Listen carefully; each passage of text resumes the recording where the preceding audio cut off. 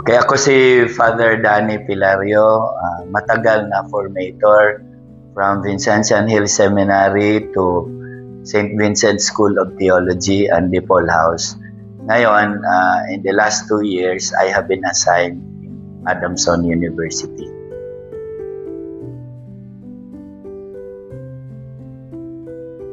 Uh, 1862, dumating ang mga Vincentian sa Pilipinas.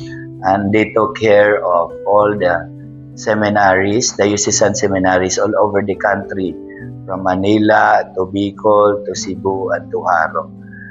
Recently, when the diocesan seminaries are already under the care of diocesan priests, the Vincentians branch into other works like care of urban communities, indigenous peoples, education, and other apostolates available in the Philippines. But we still have formation of clergy, which is taken care of by people working in St. Vincent School of Theology.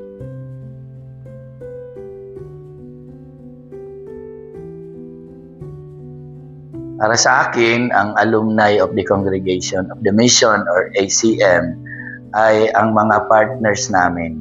Dahil tayong lahat ay magkasama. Naging kasama sa formation ng mga Vincentians all over the country. And lahat naman tayo ay may iba-ibang tawag. Iba ay nag-asawa, iba naging pare, ang iba ay naging brothers. Lahat tayo ay isang pamilya.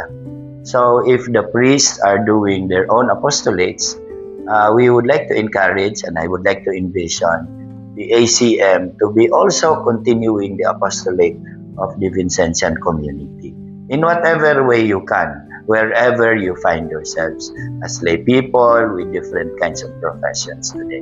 So kumbaga, wala naman pinagkaiba. Kami lang ay nagpatuloy sa Vincentian calling to the priesthood. Kayo din ay dapat magpatuloy sa inyong Vincentian calling kung saan man kayo nilalagay ng Panginoon.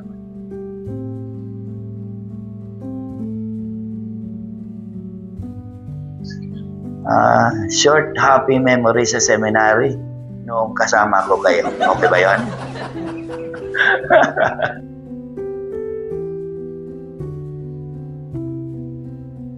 So, para mag-regroup tayo, para mapanariwa natin ang ating calling, kung ano man ito.